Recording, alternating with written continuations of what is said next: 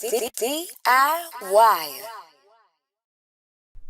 DIYers on a day, a very important day for Black Americans who are celebrating not only freedom, but celebrating our contributions to music, to culture, to society in general.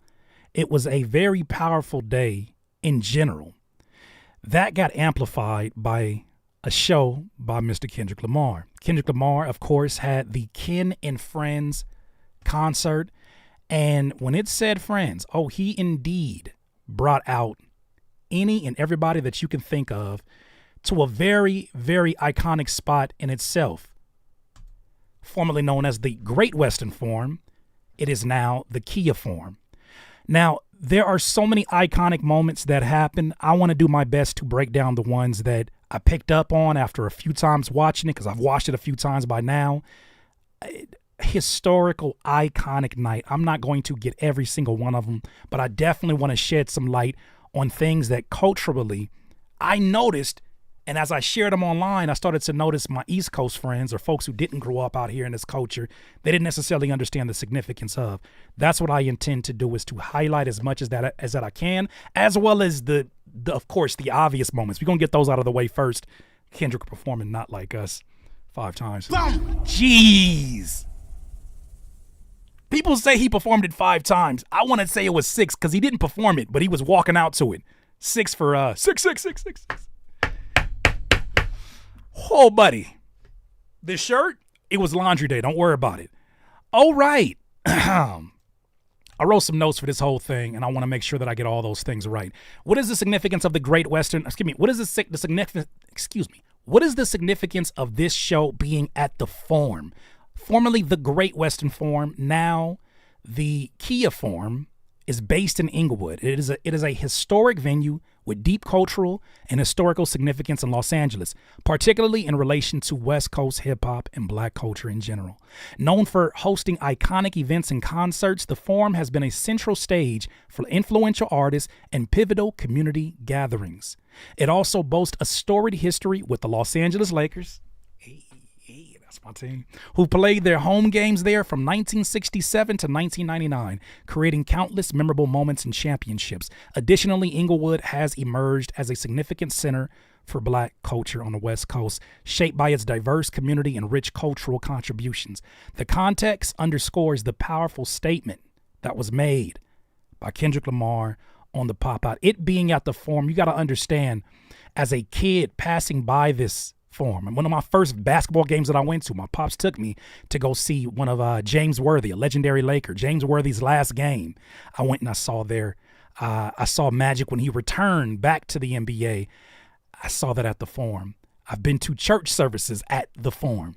So it, first of all, being in Inglewood, which Inglewood is just a hub of Black culture out here on the West Coast in general, it being in Inglewood just makes so much sense. On Juneteenth makes even more sense. At the Forum is insane. That was the first iconic thing to me.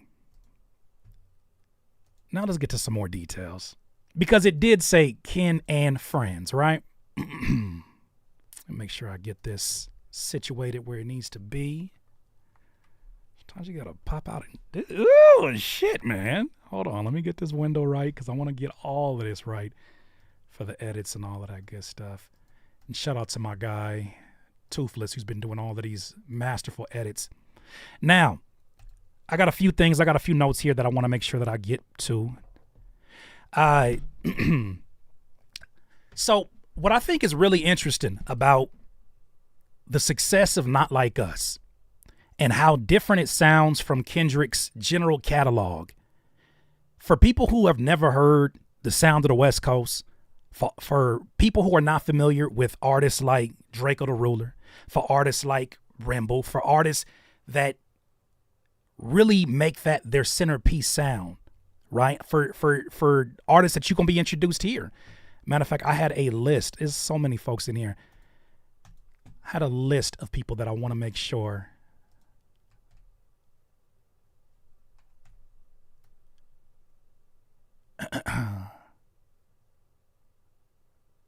Cuzzos, Rucci, Jay Worthy, Zoe Osama. And mind you, I'm not skipping anybody. I just want to make sure that I hyper focus on a particular sound, because that sound of Not Like Us sounds a lot more high. It sounds a lot more high energy, a lot more fast paced than a lot of the songs that you may expect from Kendrick. He's even rapping completely different.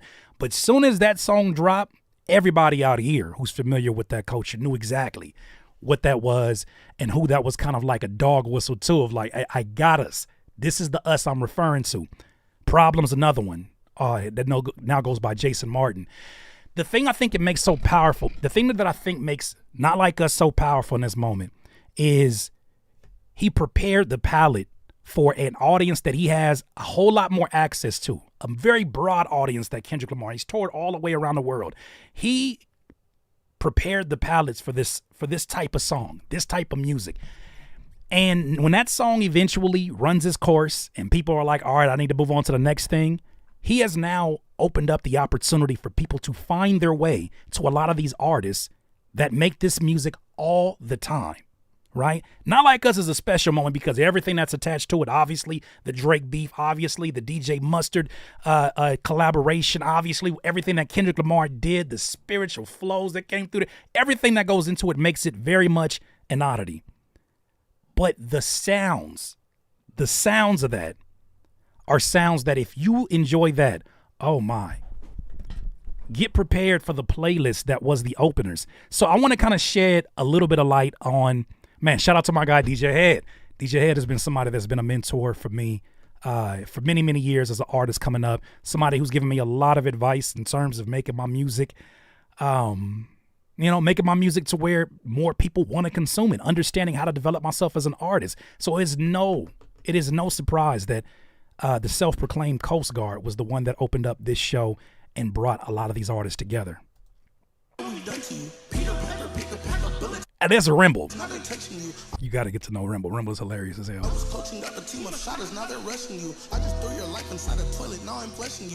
Hey. It was so many of those artists, and I hope that y'all do your due diligence. I've been thinking about doing a full breakdown of just the show. I don't want to call them openers. There was no openers. This was a collaboration of a lot of different energies and a lot of different sonics of music in West Coast. So I definitely want to do a full breakdown at some point. But there's so many dope artists on here. Cuzzos is a female group that you absolutely got to get to know.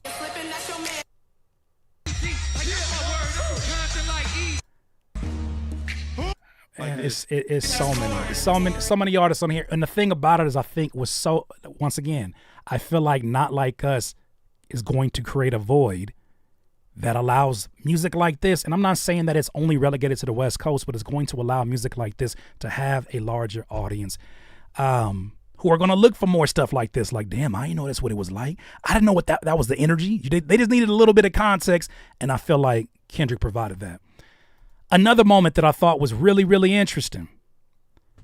In the midst of all of these LA rappers that are on here, a lot of them that do this gangbanging rap, like this LA culture rap, like there's a lot of artists that are sort of the same cloth.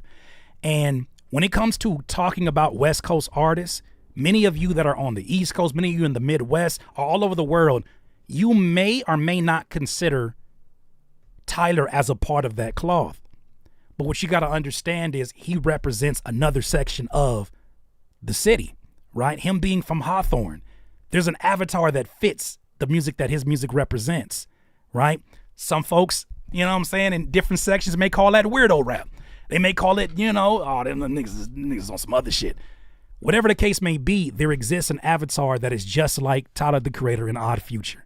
And they all had to literally work their asses off to gain that acceptance, but they never really went to get that acceptance. They did it their own way. So to have DJ Mustard on his set, bring out Tyler, the Creator in the midst of all of this LA rap culture, that was a huge moment. Look at the crowd and the way they react to him coming out, just to show you how much of a surprise it was. Let's vibe.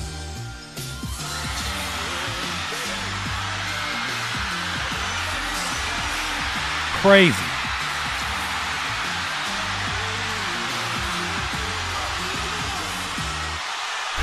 Let's get some bread, fried and egg, yolk and drown in the syrup. So you pick a spot, I pick a tail number, and we can be tourists. Let's go to Kansas and watch a couple indie movies that you never heard of. You got to understand, to have him on the same stage as a lot of the people that I mentioned, to have oh my goodness, like, to have Blast, Ty Dolla $ign, Dom Kennedy, Steve Lacy, Tyler the Creator, and Roddy Ricch, and NYG back to back. What other place would you see that except for a festival? And if it's a festival, that means that it's already a mixed bag. But for this to be a celebration of West Coast culture, and for Kendrick and whoever else did the booking to make sure that Tyler was a part of that, that's an iconic fucking moment. Because there's a lot of people, right? When you talk about that Fairfax crowd, when you talk about just alt LA rap culture, when you talk about the kind of music that you hear with Tyler, the kind of things that he's describing in his lyrics, there's a demographic that looks exactly like that, right? Before there was the golf clothing. There was kids who dressed just like him, skater kids, happen to be black, but they were skater kids. So to have him on the stage, you got to understand all the folks that are in the crowd are not, like, I know they're trying to make this seem like this, somebody called it Gangchella. I understand why they want to call us Gangchella, but what you got to understand, when you look in that crowd, there's all kind of different races, all kind of different shades, and all kind of different types of black folks. So when you see someone like this up here that represents your section, it makes you feel like you're included too. You ain't got to be from a gang to feel included. Huge, huge moment that Tyler himself may not want to admit to, because, you know, he's very much like, I don't give a fuck, I do my own thing. He don't really use that voice no more. But I do think that was a huge moment, very iconic moment, I think. All right, so we getting out the obvious ones out the way. Kendrick performing his diss songs. I don't know what you predicted before this show started. I myself thought for sure he's going to do Not Like Us. The question was how many times he's going to do Not Like Us. I didn't expect him to start the damn show with Euphoria. As the crowd is yelling, OV ho, they could not. What?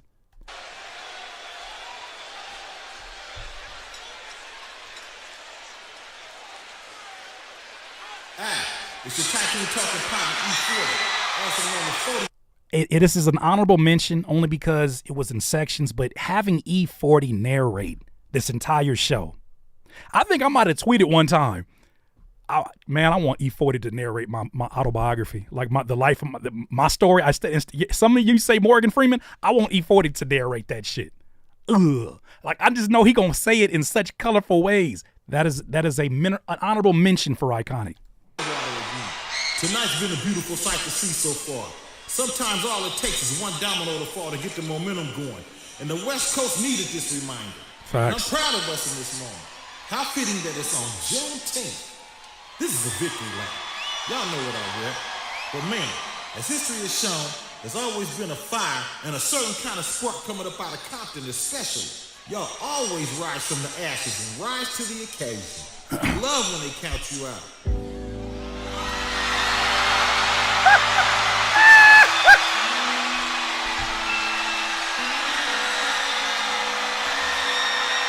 I'm only going to break this up because I don't want them to cut this stream off. But can you just imagine, first of all, imagine the point of view of being in that room. I know that as I sat here and watched this on Amazon Prime amongst I don't know how many million people have watched this, I got goosebumps of what's going to happen first. How much of this is he going to perform that? Oh, what is it going to look like? Will there be, you know what I'm saying? What is going to be, is it going to be something on the Jumbotron? Starting off like this and seeing this at a fever pitch, can you imagine how Kendrick felt? He ain't been outside except for the Compton College speech. Can you imagine how he's feeling in this moment?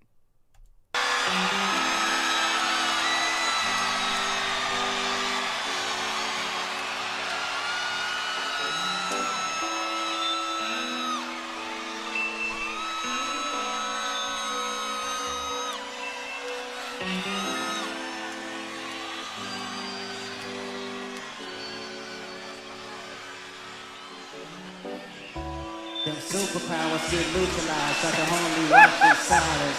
The first artist Hey, we yo. was looking paranoid and now spiraling. You moving just like a degenerate. Oh, internet, you better knock it off. You better knock it off. Don't you do that. 310, let me refresh it. Let me refresh it.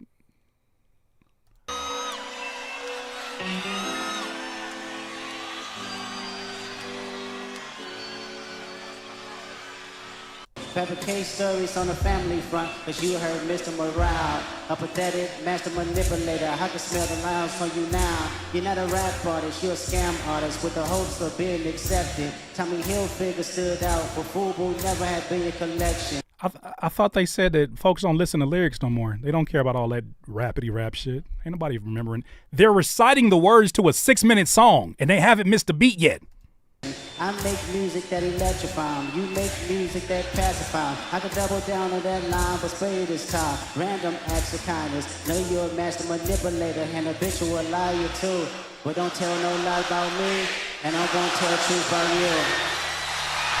Is that a performer thing? Let me know. Is that a performer thing that you get goosebumps when you hear 20,000 people saying the same thing at the same time? Is that a performer thing, or are people who've never made music feel that way? Let me know in the chat. I really want to know. Because I see that and I'm like, I can't imagine being on the stage and having 20,000 people all reciting the same thing that I've said better than I am.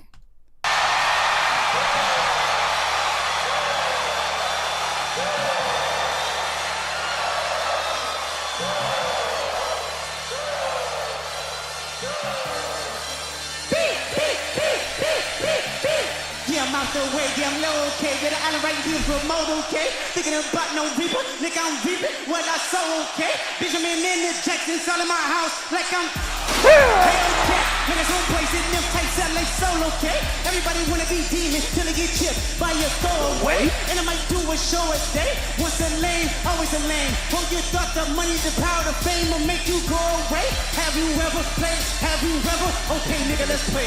Have you ever walked your enemy down like with a poker face? Have you ever paid 500 down like to a no big case? Well, I have, and I felt that poke, but I came out. I hate when a rapper talk about guns and somebody died, they turn into none. Hop online, pray for my city, he faking for likes and digital hugs. Now, one thing I do want to say as a performer, I do notice that he's not picking up every single word. He's not picking up every single word, but that's something that he's always done. No Face just said no backtracking. Yeah, no backtracking. And I wouldn't have blamed him. These songs are only a month old. Before these artists go on tour, they're rehearsing these songs back to back to back in the midst of their busy schedules. These songs are only a month old, right? A lot of these songs, as I was told, have been recorded in a very short window of time. So to get on a stage this big, I'm not making an excuse because he does sort of kind of like fumble some of the lyrics towards the end. I just imagine the overstimulation, the overwhelming nature of everything that this moment means. Everybody else has been on stage. They've done their thing. Can you imagine like wanting to kill this? I'm not saying he's nervous. I'm saying wanting to kill this. So I understand why there's some of those fumbles, but I think it needs to be said that in his shows, he does that. I think as a wordy lyricist, as somebody who does, he has to catch his breath. I feel like somebody might have told him, like, when you're doing these stadium shows, you have to have a different type of breathing. So I just want to make sure I point that out because, you know, the OVOers want to come in with the, well, he didn't do it the exact way he did on your record. Shut up. Daddy a killer, he wanna be Junior. Must have forgot the shit that he done. The mention was running his family. Get shaky, I park his son. Very first time I shot me a Drake. The homie had told me that image is weight. I didn't put down enough. Today, I show you I learned from those mistakes. Somebody has said that you gotta read. God, I'm ready to double the wage. Rather do that than a Canadian nigga make pot turn in his grave. Cut the business, you got shit twisted. What is it, the praise? I hurt your feelings, you don't wanna work with me no more. Okay. If three girls left and not see two of them kissing and hugging on stage. Oh my I know God. to death. And then 8 bars, I'll explain that phrase. It's nothing nobody can tell me. I don't wanna talk on no silly. You know I got language barriers. It's no accent you can tell me. Yeah, Cole and Nobby know I'm a selfish nigga. The crown is heavy. I pray they my real friends. If not, I'm YNW Melly. I don't like you popping shit that for real. For him, I inherit the beef. Hey, fuck all that pushing P. Let me see you push your T. You better hospital again on him. You think about pushing me. He's Terrence Thornton, I'm Terrence Crawford. Yeah, I'm whooping feet. We ain't gotta get personal. No disrespect to Kendrick, but somebody had a tweet and they said, nigga, if you ever disrespect me in some prescription glasses, he said, don't ever disrespect me like this in prescription glasses. He's so calculated. He got the glasses on because he's a fucking scientist, and he is breaking down this specimen into 15 different. This is murder caught on Amazon Prime. Jeff Bezos, you are a monster. No, this is really fake, you should keep it that way. Know some shit about niggas, make gonna wanna look like a saint. Ain't been about critics, not about gimmicks, not about who the greatest. Always been about love and hate, now let me say, I'm the biggest. I hate the way that you walk, the way that you talk. I hate the way that you talk, but this future request.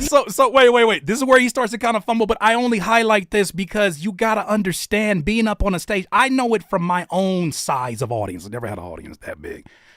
I've played shows, large shows like the Paid Dues Festival that had over 10,000 odd people. When you're up there, there are so many things going through your body. Your body doesn't function the same way it does when you're just in casual conversations up there. When you're up there and it's a large arena like there, the air is different up there. I can only imagine. He knows how important this line is to everybody because he's been seeing all this stuff out here. Can you imagine approaching this line? This is probably the most quoted line from the song, and this is the first time he's ever performing it. And now he's seeing people. I can't imagine being an artist and saying, like, how do I turn off the part of me that is just in amazement of these people knowing my shit like this? The song just came out a month ago.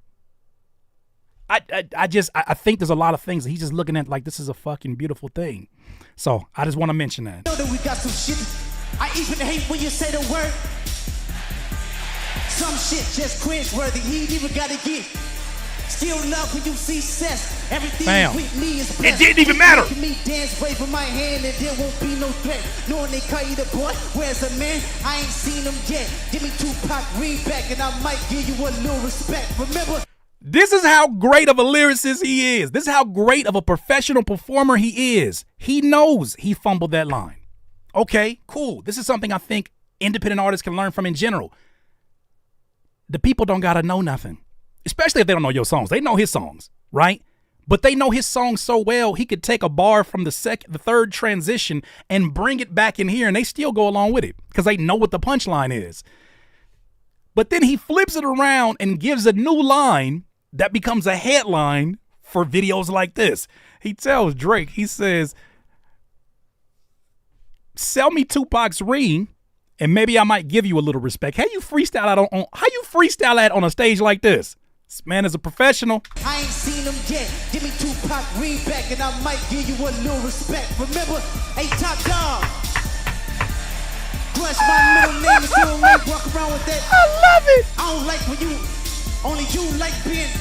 Johnny can't give you no swag neither. I don't give a, hold up. Hey, top dog. Uh-oh. Who the fuck they think they playing with? Uh-oh. Crush my middle name, then you walk out of that plane, bitch. I don't love you to the lame shit. Only you like being famous. Johnny can't give you no swag neither. I don't give a fuck about who you. I hate the way that you walk. Oh, he got it back. He ain't worried about it. Prize you wanted that future request. Know that we got some shit to address. Even hate when you say the word nigga. That's just me, I guess. Some shit just cringe-worthy. He ain't even gotta be. Still love when you see success. And thank you for mentioning that. It is a 6-minute song. It is a 6-minute song as a part of an hour and 30-minute set that he plans on doing. Give a little grace. But it didn't even matter that the energy was so high and he stayed such a professional in that moment that people are like, I'm pretty sure that most of the people in there is like, we just glad to see you here. We ain't seen you in a long time. We've heard from you, but we haven't seen you. Powerful moments. Everything with me is blessed. Keep making me damn wave from my hand. It won't be no threat. No, they call you the boy. Big Black Crypto, no water. Yeah, no water this whole set. I ain't even bleed them yet. Can I bleed them? When I see you dance by sexy red, I believe you see two bad bitches. I believe you don't like women. Real competition, you might pop ass with them. Let's speak on percentage. Oh my goodness. I make sure I hide them back with you. You was signed to a nigga that signed to a nigga that was said you was signed to. Try season the sins on it like that record. Oh, what you ain't? Back to back up. Come on, man. I'ma get back to that for the record. Why would I try to run around trying to run on niggas? Y'all thinking my life is That's some shit, I got a song on the race, but I can see you don't know nothing about waking him up, then making them pray. Speaking the truth, to walk through life like day by day. Speaking the code and honoring discipline, listen, man. Giving the truth, just tell them what God's considering. Ain't 20v1, it's 1v20 if I gotta smack niggas that right. And he sounds just like the record.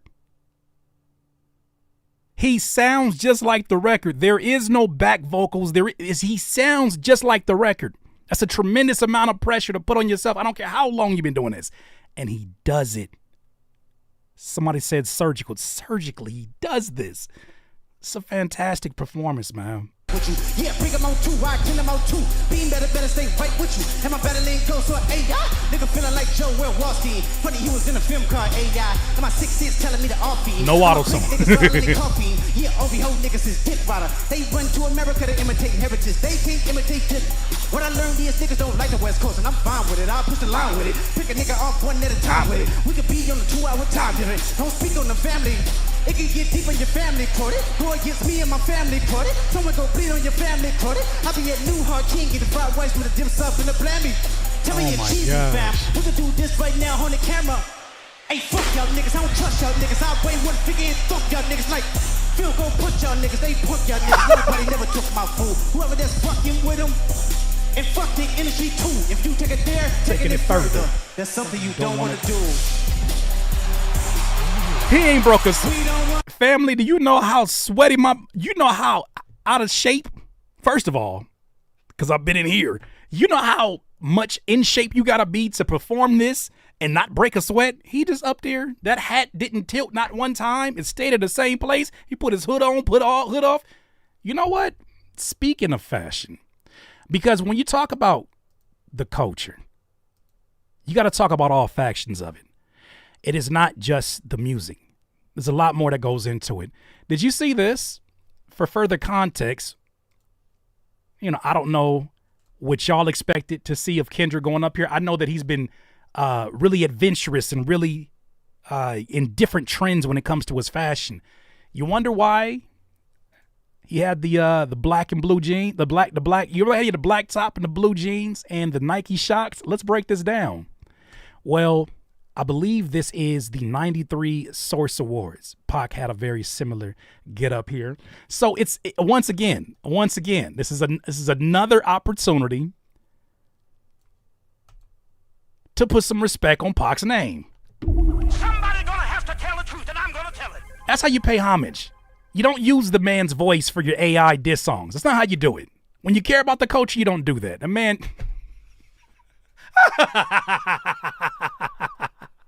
Oh my gosh. It just gets better, doesn't it? Oh, it gets better. You thought we were done there, huh? No, I think we got some more here. Where is it at? No. Here we go. All right, let me go ahead and bring this article here. I'm going to get back to the show in just a second, but look at this article. The internet reacts to Kendrick Lamar wearing Nike Shox. What is the significance of the Nike Shox, you may ask? When you see me, this is somebody who's tweeting. They said, when you see me with these on, it means I'm feeling hateful. Someone said, is Kendrick wearing Nike Shox? This is the realest dude I ever heard of. For those who are sneakerheads, I'm not a sneakerhead, but I got a lot of sneakerhead homies. These shoes are very, very rare. They're not the easiest to get your hands on. They're also the same shoes that Vince Carter was wearing when he jumped over the French man's head back in the Olympics way back when. Kendrick with the Nike Shox on his feet. He came to end that man like a Vince Carter Olympic dunk. Shout out to my guy, A West Space. He said, Vince Carter is the most up ever. It's a metaphor. Could it be a metaphor? These Nike Shox RF or R4s? Could this be a metaphor for how up? When somebody says this shit, it's up, nigga. It's up. Could this be a metaphor for how up it was? Oh my goodness. Somebody's gonna have to tell the truth, and I'm gonna tell it. K-Dot cares about the details. This nigga Dot wearing Nike Shox, he don't care about anything. Fam, Kendrick Lamar has on Nike Shox, man. What the fuck was Drake even thinking? This isn't a normal human being. I just tried to Google where to buy some and my phone restarted. He up there in a plain red hoodie, Nike Shox, and a bust down reciting every line he ever directed at Drake. Oh my gosh. Oh my God, I'm enjoying this. I'm enjoying this. Oh my goodness. Well, shall we continue?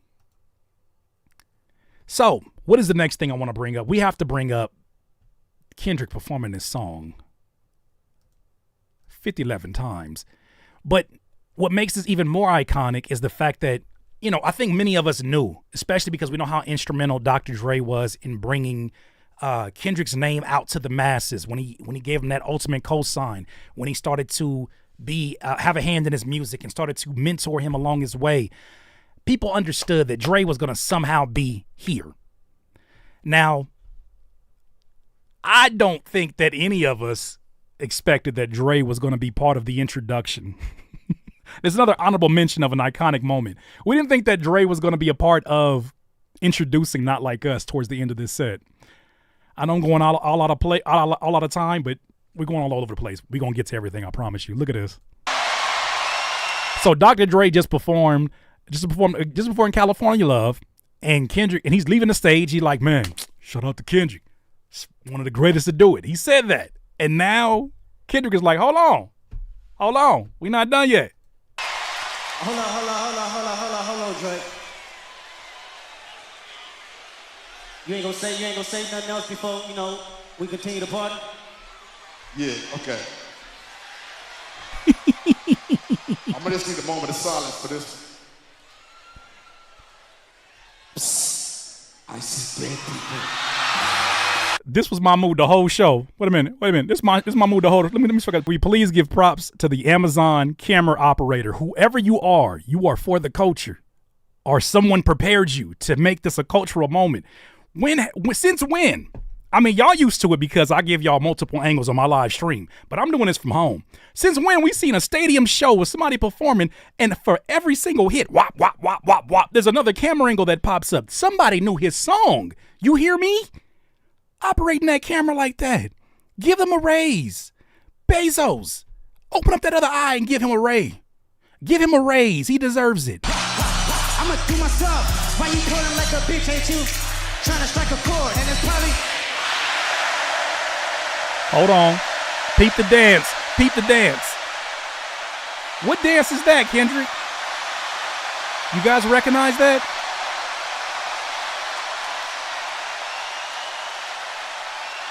Do you guys recognize what that dance is? Maybe I can help you out with this one. Shout out to my homegirl, Nikki Saunders, who was on this platform not too long ago. She actually posted this. Somebody did a side-by-side. Kendrick left so many Easter eggs. This felt like a Jordan Peele movie, ladies and gentlemen. He left so many Easter eggs. Remember the Hotline Bling? No, your Hotline Bling. And I know you need me one thing. Kendrick said, hey, I didn't forget about that awkward-ass dance. Check this out. Hold on. Everybody's talking about how he's mocking the dance. Can we please acknowledge that he got the blue jeans with the white t-shirt and the red hoodie on? Can we please? Somebody's gonna have to tell the truth, and I'm gonna tell it. Boom. Can we please acknowledge the colorways that are so similar right now? Oh, he is, ooh, Petty Murphy. I love it. I aspire to these levels of petty. I aspire. Oh my gosh. He does this. And you know what's so crazy? If it wasn't a lyric, Kendrick didn't say Drake's name the whole show. If it wasn't a lyric, he didn't go through his, rappers like to talk about like, man, when I went to that shit, man, people counted me out, but I did that shit. That's rapper shit. He didn't even do that. He was just like, we're having a concert. I just happen to have songs with Drake's name in it. Do you understand how psychotic that is? I love it. I'm here for it, Kendrick. I'm here for it. What the F? He didn't even say the man's name. Don't you diss me without dissing me without dissing and saying, don't you say my name without saying my name and saying my name over the beat, but don't say my name when the beat ain't on. That's this hate. Ooh. I just thought that was fucking hilarious. I'm sorry. Not to digress. Let me make sure I got my notes here. Oh my goodness. Yeah, let's go back. I'm sorry, that was the wrong one. Let me go and get this. Where's it at? We're not done here. He runs it back another time, of course. I can just imagine the energy in that room because you knew it was going to happen at least one more time. Come on. Yeah. Oh, so y'all ain't gonna let nobody disrespect the West Coast, huh? What? Oh, y'all ain't gonna let nobody mock and imitate our legends, huh? That part. That part.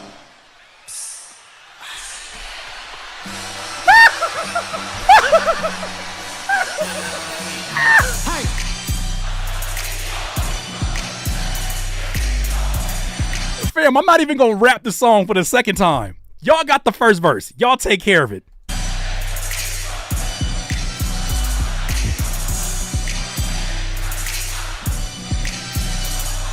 How many options you really got? I mean, it's too many options. Been a pass on his body, Say. Certified Pokemon. Walk it down, whole time I know he got some hold on him. Pull on him, extra shit, bully death on him. Say Drake. Oh my God. Oh my gosh.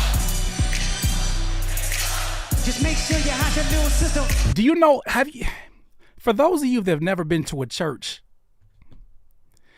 I don't know where you've been at for those of you who have been at church, you understand how challenging it is at certain churches not to clap on time. Everybody clap at the same time. You ever have a group of friends where you're trying to be all in unison on doing something at the same time, right? It is difficult for people to clap on time. Better yet, sing the lyrics to a verse over a beat this damn fast and rapping like Kendrick all in unison. They didn't miss it. They were all in. What is going on? They tell me Chubb's the only one that get your. This is beautiful. The party playing with us. This is beautiful. It's like a kind of weird case wise. Certified lover boy.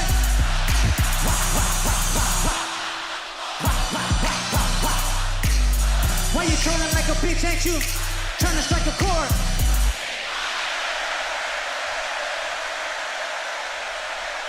When I tell you, I'm so glad this song wasn't about me. When I tell you, if I'm watching you on Amazon Prime and you keep stopping the song on A minor just to repeat it again, as you do my Hotline Bling song dance with a hoodie on and some Nike Shox, I fucking quit. Boom. I'm done. I'm done here. Nothing else I want to rap about. I'm done here. Had a great career. This is fun, man. Hey, I learned my lesson today. What the hell? Don't you stop that song. You finish that shit.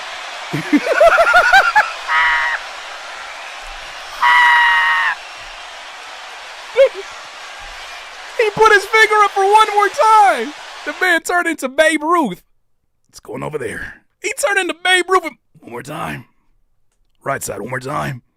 He not even saying it. He just put his finger up. One more time. Insane.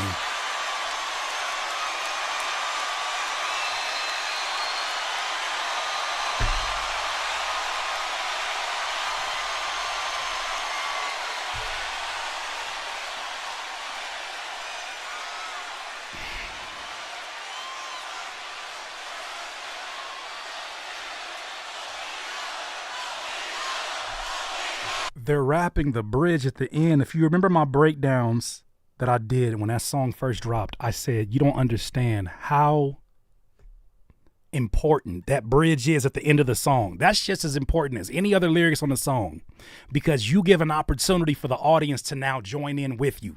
If they can't follow all the lyrics, everybody in there following the lyrics. Some people in there drunk, forgetting lyrics. But for that moment is so like DPG, that's so corrupt, that's so Death Row Records. Like whenever they made some like crazy ass song, they would always have a bridge at the end that people could join in on. Like they were very, very unique in that. And for this, I mean, especially we talk about Nate Dogg, ain't no fun don't make it happen. Like, you're making these songs that have that give people who don't never talk like this an opportunity to talk like this. You got a 20,000 people saying, oh, he hasn't even got to the second verse.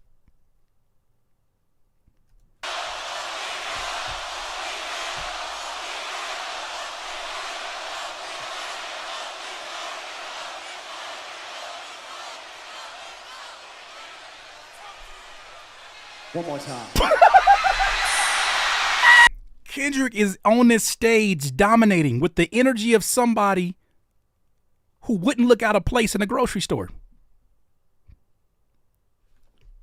Nah, fuck him up. You know where the produce is at? Cool. Fuck him. It's not that he's not giving an energetic performance. He is such an authority figure on this song, obviously because he made it, but he is such in control. Do you know how crazy I would have been seeing this? This is the first time I'm performing. You know how many artists would have overdid it? He's just like, no big deal. Just performing the biggest song that y'all heard of in a long ass time. Another time. It's insane. Oh yeah, we're going to talk about that in the next segment of this because I want to do a second segment of this. They want to talk about bots. They want to talk about bots. You can't bot that kind of impact on culture. You can't bot that many people memorizing your lyrics. You can't bot. You can't bot this kind of an impact. What you gotta understand about this young lady here is her impact. This is Storm DeBarge. This is the daughter of legendary R&B singer DeBarge. I believe is it the daughter or the niece of? Let me check my notes. I didn't know this until recently. But she is someone that we're going to talk about right now. I think we should use this section to talk about not only Storm DeBarge but also Tommy the Clown. But let's talk about Storm DeBarge because this moment just came up right now.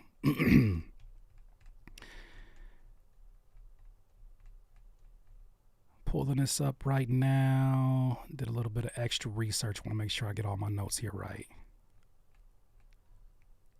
So, let's see if I can find you. Right, she's dancing right here in the middle of the stage. Let me go ahead and give a little bit of a breakdown for those who don't know who Storm DeBarge is. I've been following her for some years now on Instagram because she does this series called The Family Function. I'm sure that you saw it because it went supremely viral. I want to play a little bit of a snippet of it too while we're here. But Storm DeBarge is the acclaimed dancer known for her vibrant presence in the dance community. Hails from Los Angeles, California. Her upbringing in Los Angeles significantly influenced her career, leading her to become a prominent figure in dance and entertainment. When we talk about culture, especially West Coast culture, LA culture, there's no way you can have that conversation and it be just about music. You got to talk about the clothing brands. You got to talk about the dance community. You got to talk about, you know what I mean, the artists, the graffiti artists. All of these folks are part of that culture. Now, the significance of her, man, you got to, let me pull up one of these videos. I want to make sure that I have this up here. Where's it at? Did I put this up here? Actually, let me run this back and make sure I got the right clips. I got so many clips up here. It's ridiculous. Insane, ladies and gentlemen. Insane. Oh, here it goes. Okay, I got it. Just had to look for it real quick. I know you saw this clip.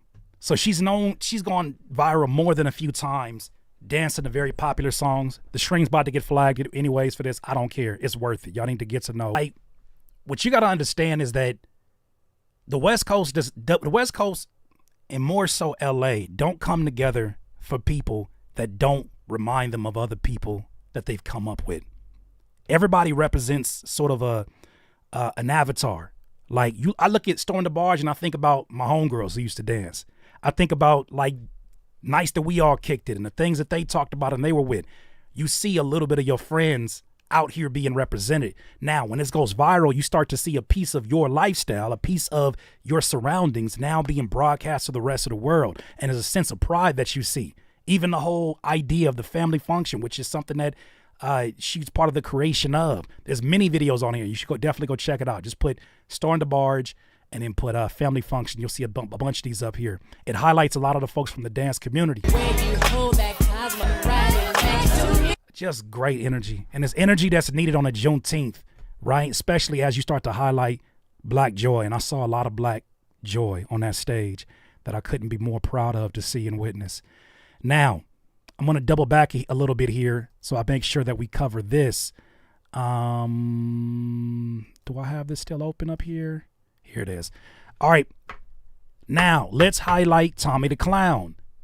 I saw the squatters in the culture that were on Twitter because I was just watching some of the reactions who were like, why is Kendrick bringing out a clown? You unseasoned fucking chicken. Shut up. Shut up. You unseasoned piece of tofu. Shut up. Can't stand when niggas get the yomping. How about you shut up? How about you shut up? How about you shut up? Let's talk about this. So, Tommy the Clown, who you see right here, I want to go ahead and give a little bit of a visual introduction. Let's get it. When I went to jail, I said I got to change my life. I got out and I wanted to be positive. I wanted to be a good person. I wanted to help other people because God gave me another chance to go from selling drugs to jail and getting out.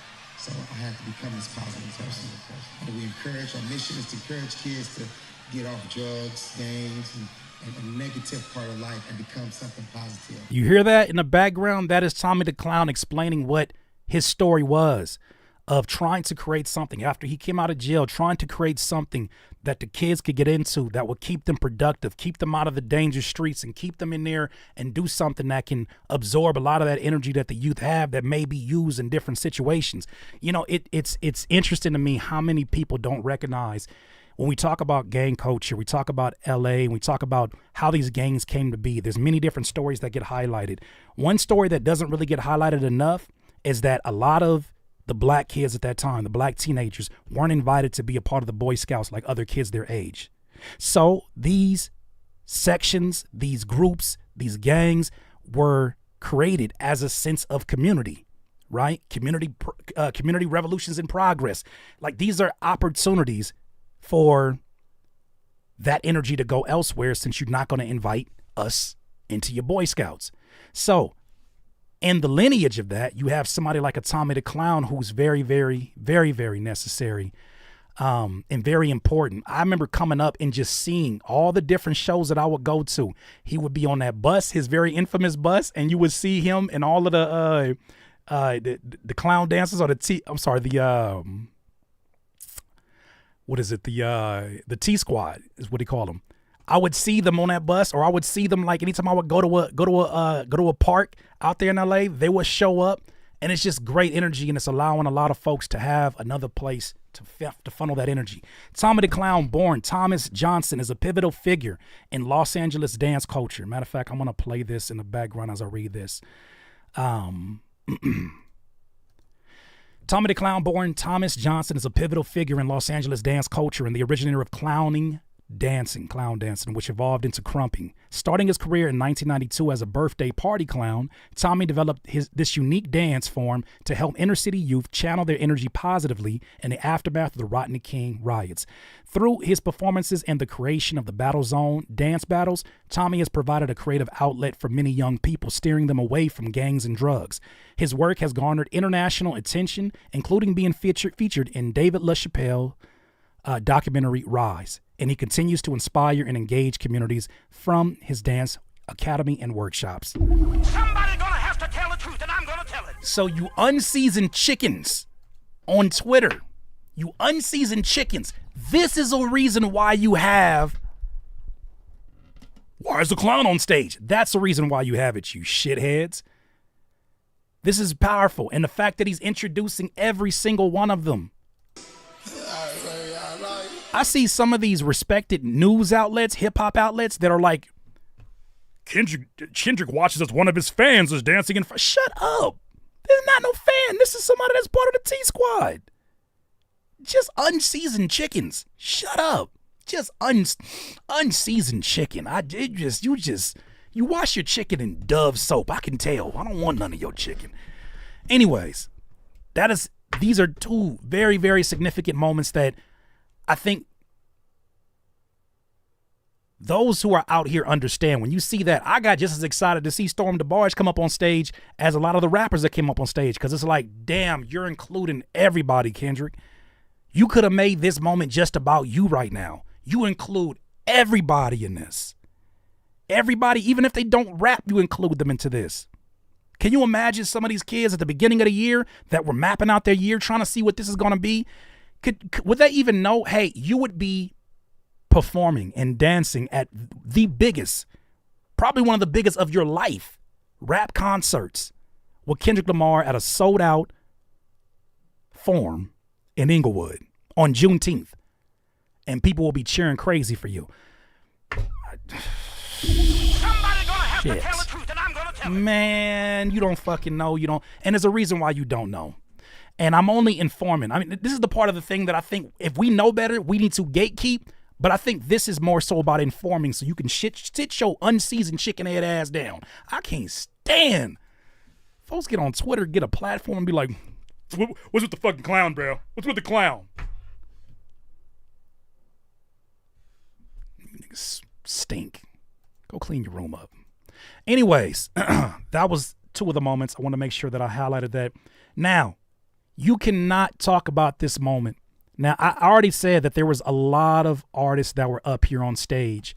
And if you don't understand the significance of some of these artists being on stage, you have blood gangs, you have Crip gangs, you got Hoovers, and you got Pyrus. You don't see them coming out together like this on stage unless, and there's been events that have brought them together, right? There's been events that were circulating around the riots. There have been. Nipsey Hussle's death brought a lot of folks together.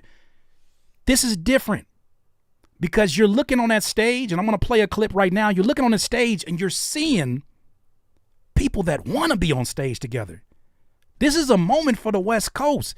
There's a lot of people that counted the West Coast out. I'm not saying that there's not some of you out there that are fans, a lot of you that are fans, but there's a lot of people that tell West Coast artists, I've been told this, you're too regional. You sound too much like, nobody want to hear that shit out here. You gotta broaden your musical taste. See, that's the reason why LA artists came pop, because y'all too regional. So when you see a moment that is so LA, so West Coast, and it not be watered down, and it's on Amazon Prime,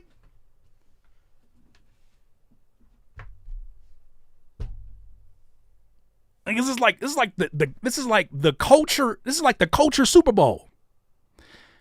But this was a supremely, supremely powerful moment, and this is another iconic moment that happened during the Pop-Out show.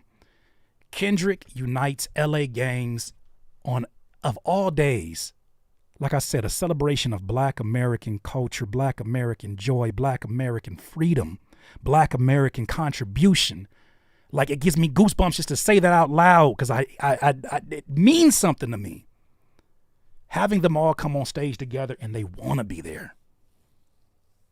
Crip walking, blood walking, Hoover stomping on the same stage.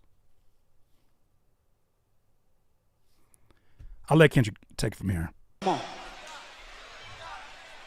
Fuck that. Fuck that. Yep. Love. Yep. TL, come on. Fuck that. This shit making me emotional, man. Fuck that. We've been fucked up since Nipsey died. Hold up. Come on. We've been fucked up since Kobe died. Hold up.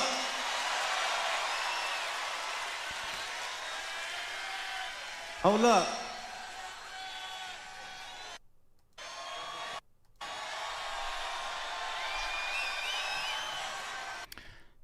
Amazing moment. I want to go ahead and go to this moment too. He made sure that the time that passed by, like, I'm sure it's on a tab. Like, the Forum needs folks out of there by a certain time so they can clean up the Forum and go home.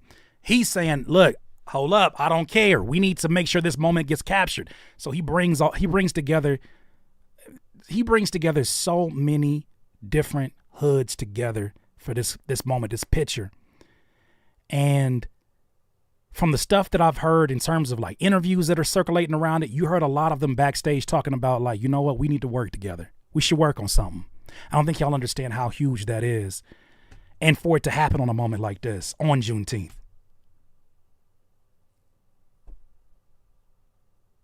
Hold on, let me refresh this. It's doing that thing again.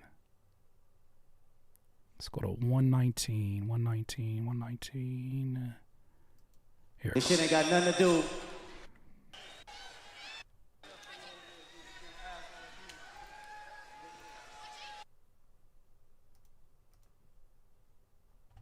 I hope that ain't YouTube trying to shut us down. 118.54. Let me try it again. Some of these videos, I'm running a risk right now because some of these videos could be getting pulled as we talk about it right now. Everybody on this stage got fallen soldiers, but we right here right now celebrating all of them. This shit is special.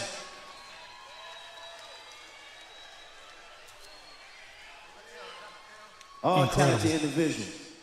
Incredible. Where you at?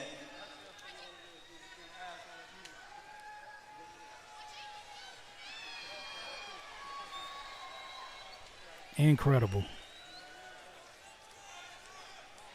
This shit ain't got nothing to do with no motherfucking song at this point. Ain't got nothing to do with no back and forth records.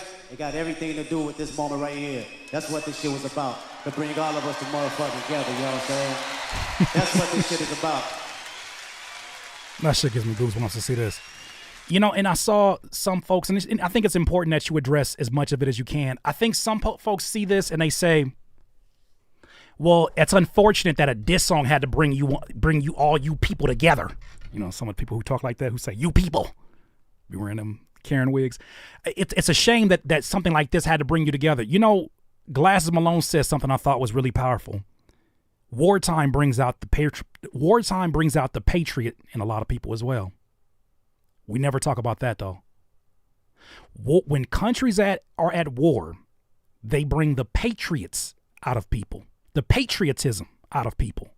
So it may have took what you can deem as a negative situation. Yeah, for sure. But look at who it united in the process. Look at who it made reprioritize the issues they have amongst themselves. And really some of these neighborhoods is like a 20-mile, 30-mile radius. Very small in terms of how close. Some of these are a street away from each other that are opposing each other. But they look just like each other. They wear different colors, but they look just like each other. So in this shows you, yeah, it might have took this as an on-ramp. Okay. But now look at what the result is right now. And I'm looking at the result and I'm saying there's people who are saying there's something bigger that's going on than our individual issues.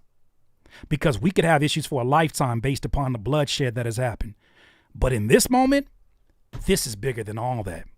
And if we come together in this moment, not even trying to make it sound cheesy, if we come together in this moment, we could establish something that we can eat off of for the rest of our lives. Another generation after it, another generation after it, another generation after that. So no matter where this goes, it happens in steps. It's a process.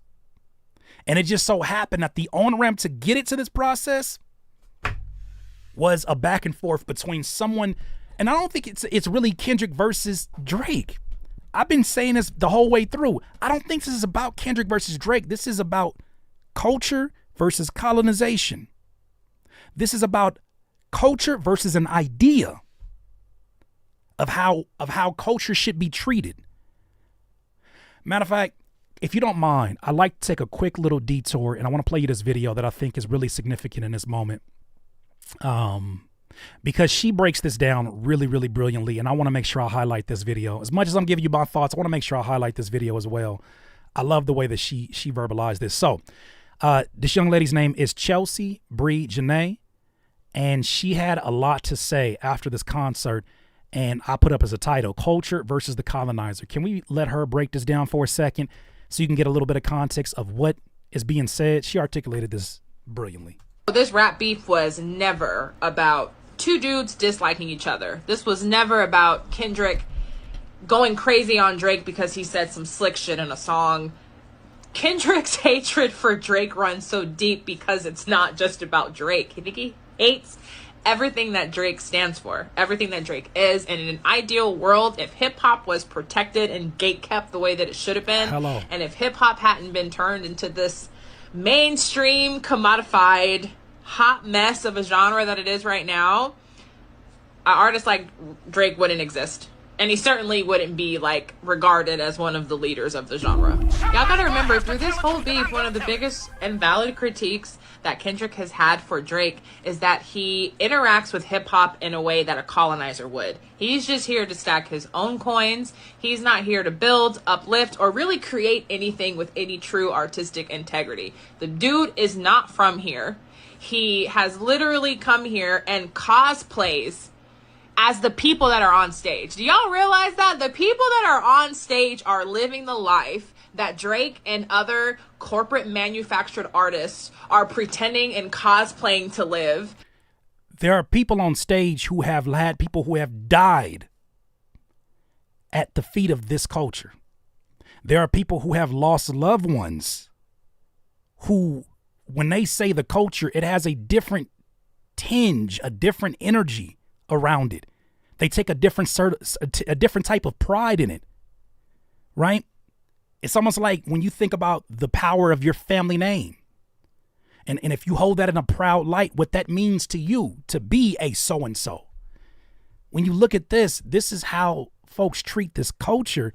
So when you have somebody that is an outsider, it's not that outsiders can't collaborate. It's not that everybody can't find a way to meld a little bit of their cultures and kind of bring resources amongst each other. When you cosplay a lifestyle that is not for play, that's a fucking problem. And it's unfortunate we live in a time where if somebody stands up and says that at the wrong time, they're immediately deemed a hater and not even given an opportunity to ever have a platform again. It's another form of crashing out by saying what you really feel. So for Kendrick to do this so masterful, he had to almost be as perfect as he was. And I'm sure there was some missteps he'll talk about, but as perfect as he had to be for this to be executed the way that it is. Let her finish. In their videos and in their concerts and all the things. And it's crazy because there's real life consequences and repercussions of this lifestyle. Talk about it. And there's not enough time on TikTok in the world for me to go down the rabbit hole of breaking down intercommunal violence and gang culture and what it's like to be in California with all these different neighborhoods and sets and the dangers and the grief and the trauma that goes with losing loved ones. It's a lot. And it's something that Kendrick has known his whole life.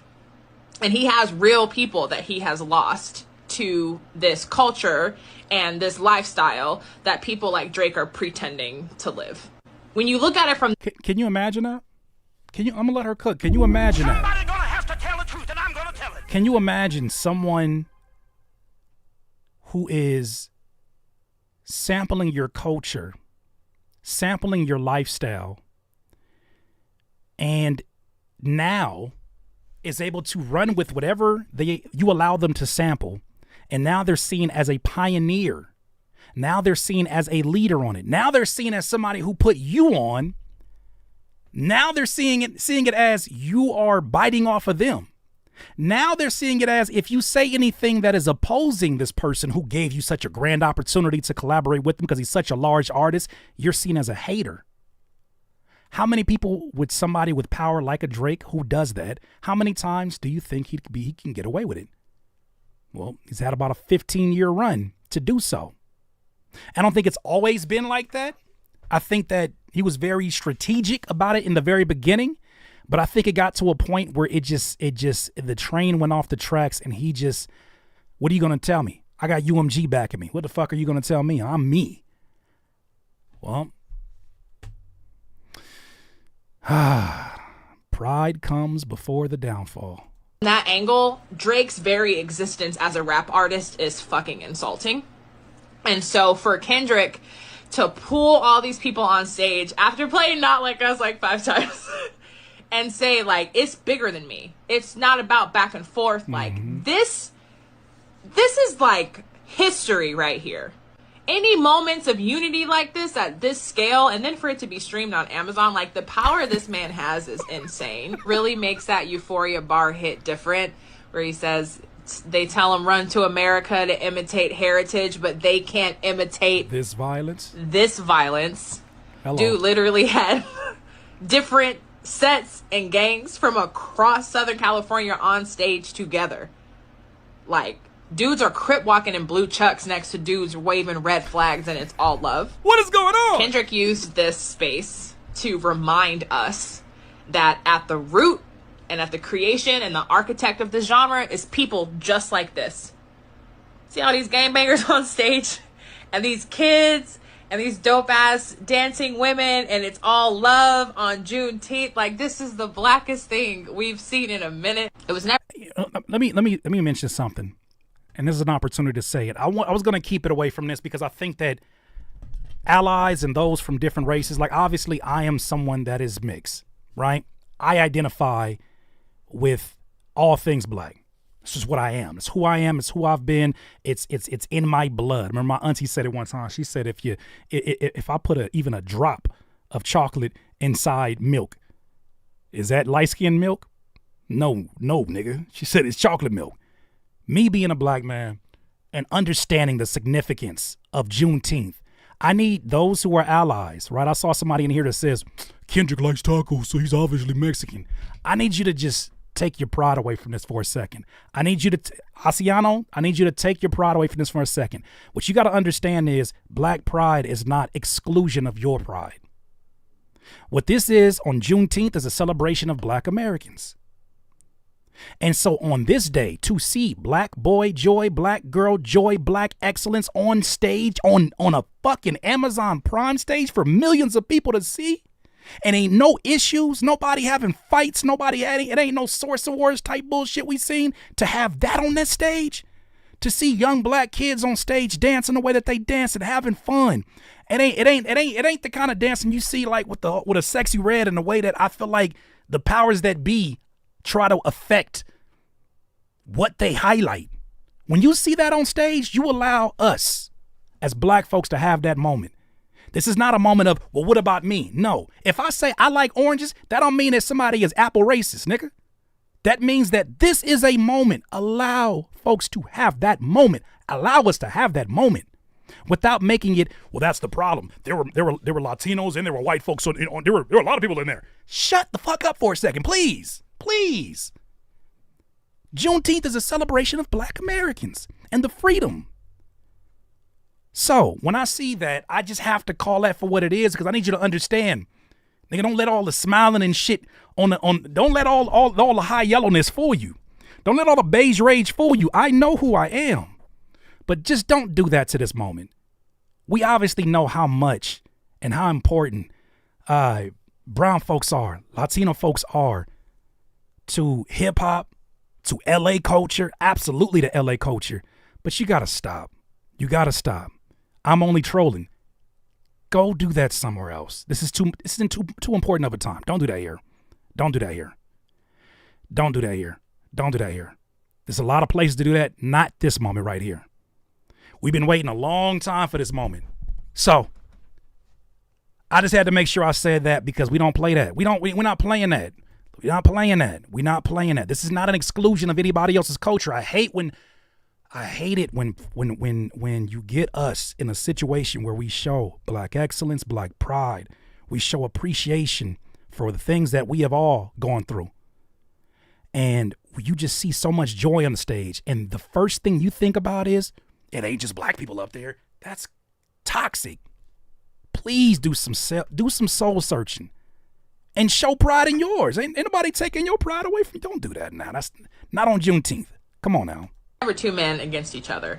It was art and culture versus mainstream, corporate, manufactured, inauthenticity, culturally appropriating, weird fan in every sense of the word. F-A-N, break it down. All right, so the last thing I'll say is, after everything I just broke down, doesn't it make this clip even more cringe than it already was?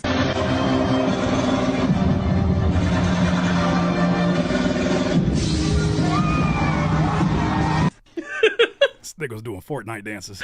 Like, what are you doing? It's like, it's cosplaying. He's a cosplaying gangster. That's all it is. I love that petty. I don't ever be mad at a little bit of petty. I ain't never mad at like 5% petty. You feel me? Like you gonna serve me plate of spaghetti? Give me like 5% petty. Shh. You gonna serve me spaghetti? Give me a little 5% petty. A little 5% petty. Hey.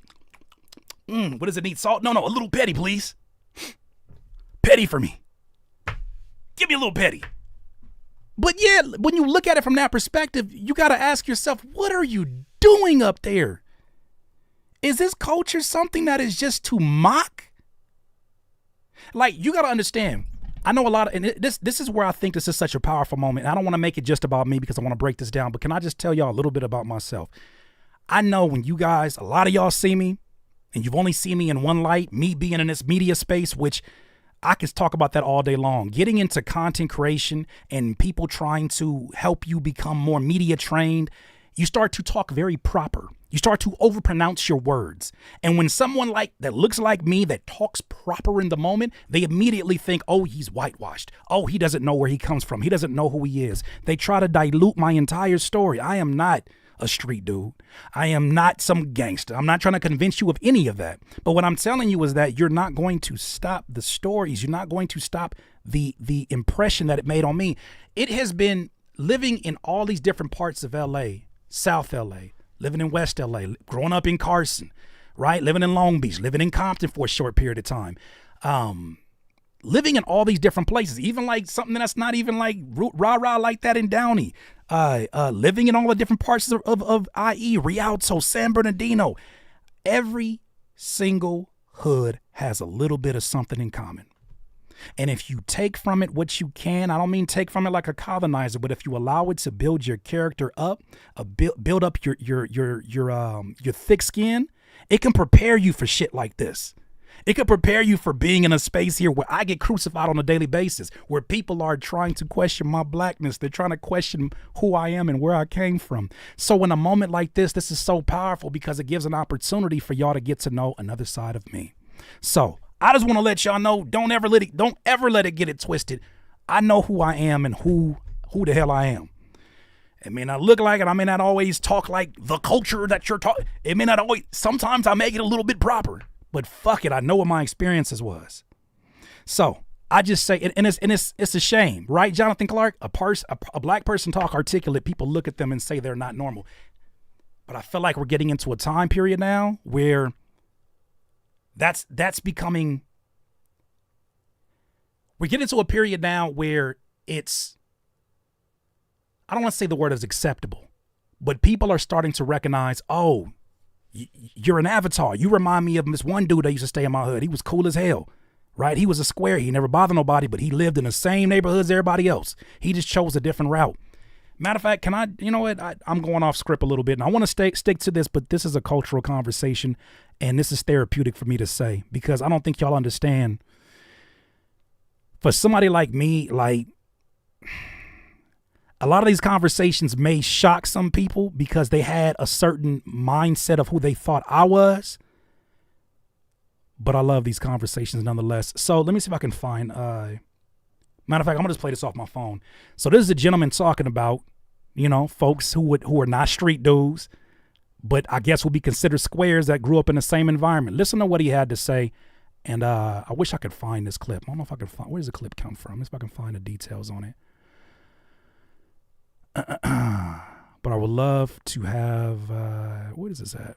It's not going to show me? No worries. All right.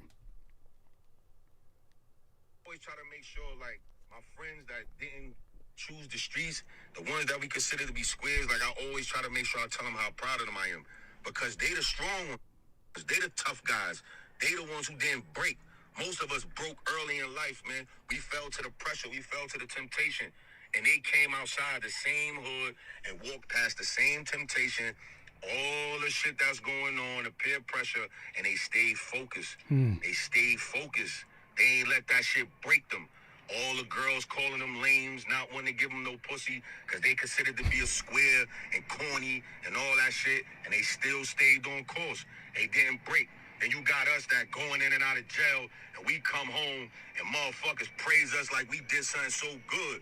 Like, oh, what you did? Oh, because you ain't tell. Like, oh, yeah, because you was so ignorant. You was ignorant on a high level. We rewarding you on. They go some clothes and some money in your pocket. Welcome home. But homie who just did 4 years in college, we ain't got shit for him. And I'm talking about me. Because it's dudes that went to college, came back and seen me, and I ain't have nothing for them. Yo, what's up, yo? I'm proud of you, bro. But my man who come home from jail, niggas trying to figure out how to scramble up some money to get them some outfits and all this shit, man. Straight ass backwards shit. And the ones who we consider to be the squares is the ones that always show up in the end. Those is the real friends. The square ones is the ones that always come and show up in the end and hold you down. They deserve their flowers. They are the real ones, man. So I'm not sure who the gentleman is. I saw the clip on Instagram and I downloaded it because I knew I was going to post it at some point. I bring this up not only because I relate to that message, right? There's a lot of things in there that I didn't really have that experience. Like, I did pretty good when it came to the ladies, but I relate and understand. Everybody has a place, right? People try to paint the hood. They try to paint the ghetto as like one or two types of avatars, when there's all kind of people like you got in your neighborhood, your suburb. It's a many different types of different people, right? Of the same group, but different types of people. You know what's interesting about this whole Kendrick situation? To me is that who would have thought that the dude that came out, and obviously we know Kendrick's ties. We know his ties. You know, I'm not going to speak on those, but we know the ties with the label and Top Dog. So he's not exactly what's described here, but he himself said, I'm the good kid from the Mad City. I'm the good kid from the Mad City. I seen everything that was going on. I got homies that have passed away, that fell victim to these streets. I understand the street culture. I understand the street code. I know how to stay on code. I understand all that. He's the one that at the end of the day was able to bring all of these different neighborhoods together. If Pyrus and Crips all got along, they probably gun me down by the end of the song. Fucking crazy. That is the one that, you know, folks want to say like, oh, he's too rap, he's too hip hop. Isn't it ironic that he's the one that brings everybody together? So I just want to make sure I highlight that. I thought that was an important moment. There's a lot of inner dialogue that I've been having to everything going on. All right, so let's go ahead and highlight another moment, another iconic moment that happened during this show. The reunion of Black Hippy on stage. But before we get there, let's start off with two of the Black Hippy members, of course, Kendrick, and then, of course, my guy, who I've produced with and worked with extensively for years and years and years. Matter of fact, this might be a good time to bring this up. A little light flex. I need you to know when I'm looking at these stories, these niggas is my friends. Let's roll, friends. Hold on. I need you to understand. These are the homies. Like, I'm so proud of them. What is it? Curtis King, Hip Hop DX. I need you to understand I'm not just some reactor guy out here. I need you, if you don't know, let me let you know who I am. Go back. Here you go. Finally, DX's own Justin Hunt caught up with Curtis King and Absol to talk about shout out Justin Hunt, the company man. Absol's record These Days last year entitled Tree of Life. Here's a clip. I mean, you know, to paraphrase simply, just know heaven ain't far, you know what I'm saying? Rest in peace to Doe Burger here in the background. That's all I can say about that, you know what I mean? Let me tell you this, I don't care what time of the day it is, if you get that phone call from Soul, it's usually good news 98% of the time. He hit me up with that, it was good news. You said you was already working on a song with that concept, and I just happened to name the beat Tree of Life. So compliment, it was just like magic, you know what I'm saying? So, you know, we've been working together forever, you know what I'm saying? We're long friends. He's been on all my projects, and we're gonna continue that relationship. Yeah. What's crazy about this day? Shout out Mark. Mark said you got to flex one time. I gotta let these folks know I ain't just some jabroni out here. I've been really putting in work. This same show was a festival where Talib Kweli headlined. Right. It was a festival I was invited to be one of the performers, and I brought up Ab-Soul as one of the folks to perform. You know who else DJ'd that show for me? My DJ that day? DJ Head. Somebody gonna have to tell the truth, and I'm gonna tell it. I was really out here. I wouldn't on the porch. I was really out here. Hopped off the porch. I was really out here. But yeah, very, very proud to see my guy out here. So with that said, for a little context, I'm from Carson, California. So when I'm seeing all of this stuff go on, I'm just supremely, supremely proud. But man, oh man, oh man. One thing I got to give you a little bit of context on. I knew Ab-Soul a whole lot longer than I knew K-Dot at the time and J-Rock. I knew it from outside. But when I first got invited, when Ab-Soul got signed over to TDE and I first got invited to TDE Studios, and I was telling Ab-Soul, bro, you the one. Lyrically, I can't see nobody messing with you. And he was like, you need to get yourself familiar with K-Dot. K-Dot is the one. He would tell me this, but he'd be like, that's my star. He said, that's my sparring partner. So when he gets to a certain place, I elevate that. Right? Or when I get to a certain place, he elevates me, right? When he gets to a certain place, I push the envelope and elevate that. So these are sparring partners. I mean, there's an equal amount of respect here lyrically for what they do. They've been in the trenches together in this. So to see him bring out Ab-Soul in this moment and for the 616 in LA, thought it was really special.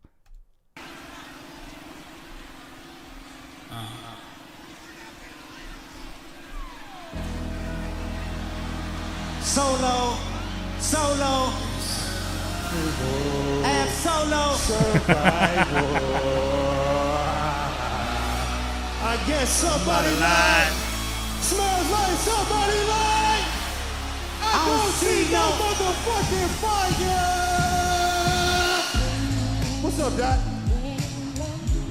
Off-white Sunseeker had the marina. Fuck a phantom, I like to buy yachts when I get the fever. Wine cooler spill on my white t-shirt, the sightseer. Trifecta, money, morals, and culture. That's my leisure. My visa, passport tatted, I should hub in a pizza. Lou Cali's dwellings in Brooklyn just to put me some pizza. Who can reach us? Only God can teleport this type of freedom. God, my confession is young. Can you imagine the dude that you came up with that has seen you go through wars in this industry, that has seen you do everything in your power to elevate your pen, that has seen you put the work in? Can you imagine either Soul or either Soul or Dot in this situation? Can you imagine that moment of being on stage together? They've done this many a times, but being on stage in this moment when the stakes are this high and to have your sparring partner up there like, no, you went to another planet on this one. And to share that at the Forum, stop it. But who am I if I don't go to war? There's opportunity when living with loss. I discover myself but not far short. Raise my hands to a falling sky. I fantasize me jumping planets, immortalized. I correspond three. Just watching me all the time. Put my children to sleep with a prayer. Then close my eyes. Definition of peace. Tell me who gon' stop me. Come on. From love, Estelle, cover my heart. Then open me up. Remember when picked up a pin. Lyrics that I can trust. Timid soul, staring in the mirror, asking why I was from often. I know this type of power is gon' cost, but I live in circadian rhythms of a shooting star. Mannerisms of Raphael like a healer give you heart, but the industry's cooked as I pick the carcass apart. LA, make some motherfucking noise.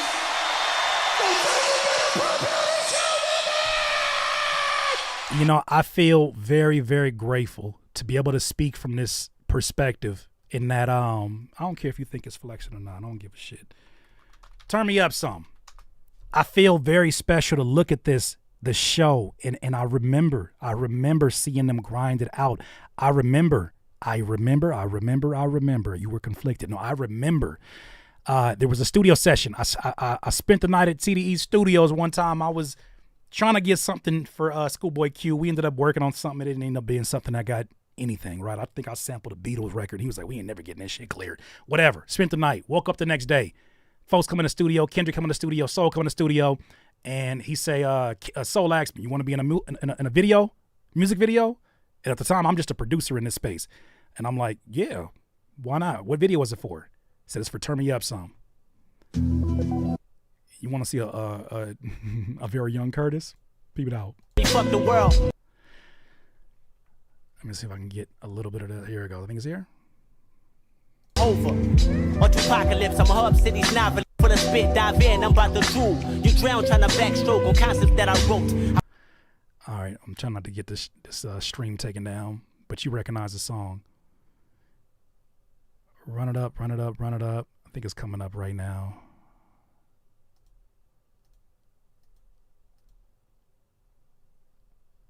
Yep, here it goes. Somebody gonna have to tell the truth, and I'm gonna tell it. This is special to see my guys up there dominating the space. Damn it. It is also not special to see me with no hairline. I'm glad I didn't have a unibrow, but I spent the night and I didn't have no other clothes. So there's that. But yes, I've seen these individuals very, very early on do what they're doing. Oh my gosh, I've seen these folks do their thing. So when I see this shit, this means something different to me, man. This means something different to me. Sold out in the Forum. Millions. Make some noise for my brother Ab motherfucking Soul. Millions watching this on Amazon Prime. What's going on? Where you want me to stay? You know I'm blind. So there's another special moment, another honorable mention. For those that don't know Ab's soul story, he suffers from Steven Johnson syndrome, which it affects your vision. I believe it's some kind of like burning within that happens internally, and at some point it damages your vision. So in low lighting, Soul has challenges. I've seen it in studio sessions. He has challenges maneuvering in certain places. So I imagine with all these different lights going on and the lights going off at this point in time, it's hard to maneuver. Kendrick ain't too big for that moment to say, I got you. Let me help make sure you good. Yeah, we gotta watch blood. Yeah, watch me. You ain't got no more fire, dude. But we finna go up. Get your ass over here. All right, yeah, watch me. So you be on the highway to hell, nigga. Yeah. I got you. Gonna put you out here. We're gonna fuck with this side real quick. Make some motherfucking noise on this side. I hope all you dumbass YouTubers feel a different way now after all of that, the demise of TDE, all the internal issues in TDE. Y'all speaking on business you got no idea of. These are brothers. No matter what the label situations may be. I hope some of you dumbass YouTubers feel a certain way now. This is brotherhood. You can't, there ain't no fucking label situation finna stop no brotherhood. Are you kidding me? But y'all run with that shit because it's good for content. But I hope you see this. That's why you never seen no TDE content from me talking about some, oh, just the end of it. It's like y'all to celebrate the shit. This is brotherhood. But you won't know nothing about that. The fucking noise on this side. Carson in the motherfucking house. Carson is definitely in the motherfucking house. We forgetting something though. That number. Oh. So, okay. So then they eventually bring out Schoolboy Q. But man, having Black Hippy here on stage, having a Black Hippy reunion to join in on this moment, because honestly, this could have easily been just about PG Lang. PG Lang is throwing the event. This could have easily been just about PG Lang, which means, I forget the other artists they signed, but having Baby Keem up there, this could have been just about them. And people would have been like, hey, we're going to be in attendance and we'll let you do your thing. We get you. Take this nigga Drake head off. But he didn't. Baby Keem didn't perform Niles, but Baby Keem was there. He was absolutely there.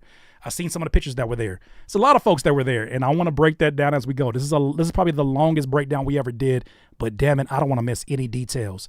So, with that said, seeing that brotherhood there is so, man, it's needed in this moment because it's showing you, like, Drake tried to convince you he had all these allies on the West Coast. He tried to convince you that he gets more love in the West Coast than Kendrick. I don't know how that lie is aging. Not well, I'd say. I don't know how that lie is aging, but there it is. Man, oh man. Okay, so I want to kind of bring this home because those are all the iconic moments. I think I got them all. I think it was the significance of being at the Forum, the openers that make music similar to Night Like Us, Tyler the Creator being included, Kendrick performing his diss song live, and then performing Not Like Us 5 times in a row. Kendrick does the Hotline Bling dance. Kendrick unifies the Crips, the Bloods, the Hoovers, and Pyrus. The significance of bringing out West Coast legend Tommy the Clown and the Clown Dancers, T-Squad. The significance of bringing out L.A. Dancer, Storm DeBarge. The significance of bringing out Black Hippy to share in this moment. Dr. Dre introducing Not Like Us. We talked about that. Kendrick paying homage to Tupac with the Source Awards fit. Nike Shox. Yeah, I think that's it. So we're going to separate this stream into two different parts. In which I'll probably keep this one up And then the next part of it will drop on Monday since it's more relevant. It's a lot of stories that happened literally today that I want to include. But I think a good way to cap this off, would be LA Times. Remember LA Times did a really dope piece where they were showing Compton's reaction to Not Like Us dropping and how proud they were of Kendrick. Now let's hear from Kendrick fans of all different backgrounds, all different types of black folks too, which I love to see. I love to see us in our greatness in many different shades and many different styles. I just love to see this on the Juneteenth. LA Times talks to fans about the show after the show. It's gonna be before the show, and here's what they had to say. Why did I choose to celebrate Juneteenth with Kendrick and fans? Why not spend it with Kendrick? Bro, we black. He's a proud black man. Everything he do is for the culture. For the culture. The culture. The culture. Cultural moment within LA. Him being unapologetically black because I'm a part of the culture. It felt like I was obligated. Sharing the culture. It's only right we come out and support and show love the same way because we for the culture. Black American folks need to be celebrated and respected for what they contribute to music, culture, all of it. Fully black excellence. I don't know if y'all heard To Pimp a Butterfly, Good Kid, Mad City, Section 80, Overly Dedicated, C4. He embodies black excellence. Black excellence. Black excellence. Now I feel like I'm a part of history. It's like a history moment. Had to pop out and show people. There's nobody better. He fixed that one for LA Times. I gotta pop out and show people. Sometimes you gotta pop out and show people. LA Times. Celebrated with then Ken. He put out a clarion call. He made the call. He's always spoken about black people and black pride. And him being a successful black man embodies Juneteenth. Kendrick is the essence of Juneteenth, which is freedom. Freedom of speech, freedom to do what you want to do, freedom to do what you have to do. Lifts you up, inspires you. I think that's exactly what our ancestors would have wanted at this point in time. His songs say they not like us. We special. We a special people. To have a show on Juneteenth, that song being more or less a song of the summer, right? Like They Not Like Us. People gonna be here on Juneteenth. Black folk gonna be here on Juneteenth saying they not like us, exclaiming that, people can't just be coming in here, dipping in and taking from the culture. I feel like that might be a really, really good way to celebrate today. Everything that she said. And I can't wait to tell my kids, wop.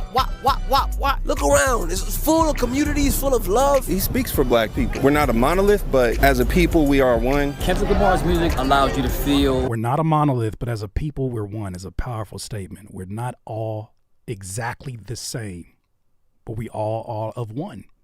Right? Every one of us have different backgrounds, different belief systems, all these different differences, different fashion statements that we make, different family dynamics, but we are one. What it means to be black. It's heavy, it's painful, it's happy, it's sad, but more than anything, it's authentic and it's truthful, and that's what Juneteenth is about. Don't nobody do it better. He does it for everyone, man. Not just for us, but for everyone. That's why they not like us. They not like us. Ain't wrong. I'm sorry, that was such an LA laugh. She said, I don't know what. So that laugh was such a LA. I don't know how I could pick that shit up, but I can pick it up. It's damn near bringing me to tears, fam. This is so beautiful to see. I'm going to break down more things in the next part. We're going to be here for a second, but it's insane how you see this whole thing playing out, because I think there's a lot of people that underestimated Kendrick. It sounds insane to say now. There's a lot of people that underestimated what he's capable of doing. They thought he would just rap his way through this battle and it would just be nothing about bars and bars that go over people's heads. He'd be too abstract for people to have a moment with him in which they feel included. I think the people who knew said, just stay tuned. I was one of those that said, I think we got a master class coming up. Stay tuned. It's funny. People want to say, Not Like Us, he should thank Drake for his biggest moment. No. Humble already went 14 times platinum. He's already had that. I think he did songs like that to show you he ain't no hater. He's not somebody that needs somebody else's name to make a name and a presence for himself. He is somebody that prioritizes the culture. And prioritizing the culture sometimes comes with risk. And it doesn't always get you in the conversation for things, right? Doesn't always get you the shiny, prestigious awards that them other folks value and create. But damn it, when you win in the culture, when you have real cultural currency that you did not colonize nor steal, you couldn't give it back if you wanted to. There are going to be people in not just Compton, but areas that mirror Compton, that areas that mirror the dynamics that he talks about in his music, the relationships that he has with his homies. They're gonna think about this, and possibly every Juneteenth will be some kind of conversation right back to this day, right back to this concert. You know, I listen to Not Like Us, and I don't think about Drake as much. I listen to this, and I feel like that shit has the energy of Nat Turner. You know, I know history books didn't tell you a whole lot about all the different slaves that existed at that point in time around Harriet Tubman's time. What you need to understand is that Harriet Tubman was a G. Harriet Tubman was a G. Harriet Tubman was not who they tried to paint her in some of these fucking history books. Harriet Tubman was a G, right? They tried to leave out them pictures of her protecting herself with a weapon, but that's neither here nor there. Nat Turner was actually out here murking folks off to get him and his people off of these plantations. I listen to Not Like Us, and this sounds like aggression. This sounds like aggressive separation. Aggressively going into some kind of environment and ripping the fucking culture back and taking it back where it belongs. Kendrick did that. The good kid from the Mad City found a way to bring together so many different folks in the city who might not have seen themselves as being part of the same oneness of West Coast culture, LA culture, but he did that. He did that with no problem. He had NBA players that we didn't even talk about, but he had DeMar DeRozan, an LA native. He had Compton native. He had Russell Westbrook out there acting a damn fool. He had LeBron James. LeBron James did go on stage because he was still, you know, he's still kind of friends with Drake, even though Drake unfollowed him on Instagram. I saw today. You saw. But this moment is a moment that won't ever be forgotten. Say what you want. Whether you're a fan of Kendrick or not, if you're a fan of hip-hop culture, you know what this means. You know that this changes the focus. Someone asked a great question. What do we do from here now? I think it happens in steps, and this was a huge step. I think people don't always see difference unless they're able to identify, like, well, it didn't all happen this. No, it's progressively going to happen. It's going to take more time. It's interesting all the ways that you see these companies trying to learn what culture is in every single way except for being a part of it. They'll use their AI. They'll use their algorithms. There's even a video that I'm going to probably bring up later on this stream where Universal Music is now trying to license their music to you so that they can trace it and see how you're going to use their music and how you went viral so that they can copy your cultural nuance. That's the time period we're living in. So when I listen to Not Like Us, it feels like Nat Turner. It feels like I'm going to say whatever the fuck I want to say. And everybody who is moved by that is saying the same thing. I don't know why I am saying these lyrics out of nowhere. Ladies and gentlemen, you know what that is? It's a spiritual experience. And that's one thing that I said very early in this. You know, I was going to keep this to myself. I want to share this now because I think it's a timely thing to do. And I don't say this out of any disrespect for Kendrick's privacy, but in the midst of me going crazy with the content, he reached out to me. He DM'd me. And he told me, we'll read this here. It wasn't a personal message like that, so it wasn't like there was things in here that I think he would not want me to mention. I'm gonna pull this up real quick. Because I was talking all kind of crazy shit, and I looked at my DM, and you know when it goes black? Because somebody like, it's got an unread message, I said, this must be spam. He's never online. He told me, I appreciate the love, bro, and love what you're doing. Blessings. He said, my brother, thank you for reaching out. I just want to make sure my people are seeing the bigger picture of what you did. You really went to bat for us all. And he said, you're right. It's spiritual. And he said, thank you. I've been holding that in this whole duration of time because I understood even what I could represent in this moment, right? I wasn't there on stage. I'm sure that I could have made a few phone calls to get out there. I was at home with my family.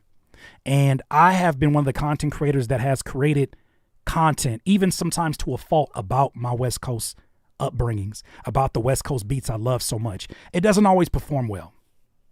There's not always a whole lot of love for the West Coast. So when you heard that line that Kendrick said in Not Like Us, You know what I'm saying? Where he's like, I pushed the line with it. Not like us. There was the other song, Euphoria. He said, I know niggas don't like the West Coast. That's all right with it. I pushed the line with it. I get that. I made a video of how to make a West Coast beat.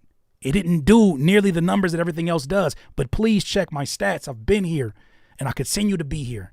Now that everything is brought to the forefront, now that Amazon Prime has created an experience for all of you to get an idea of what it is, I have an immense amount of pride to feel a part of this, even if I'm not there, to be able to witness this, to be able to see from the very early years what it takes, right, to become this. I can't help but be inspired. And I hope that y'all understand what this moment means, whether you're somebody who creates music or you have somebody in your life that creates music, somebody young, let them know you don't got to do that shit no more. We free. We's free. You ain't got to do that shit no more. Matter of fact, they don't even want to sign you no more if you want to do that tap dance number. They don't even want to sign you no more. They got AI now. They got their new toy.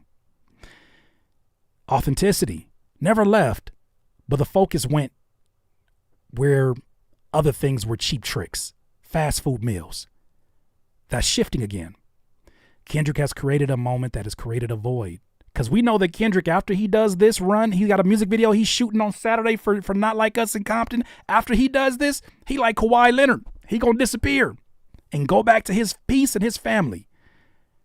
But then it's gonna be up to other people to not only make the music that fills that void for people who've never been experienced to this, but also for people like myself to continue to cover it when it happens. Proud West Coast representative, proud Carson native. And Kendrick, I fucking salute you. Thank you for creating this moment that brought so many folks together that you never would have expected. DIYers, those are my West Coast thoughts. Let me know what you think. DIY.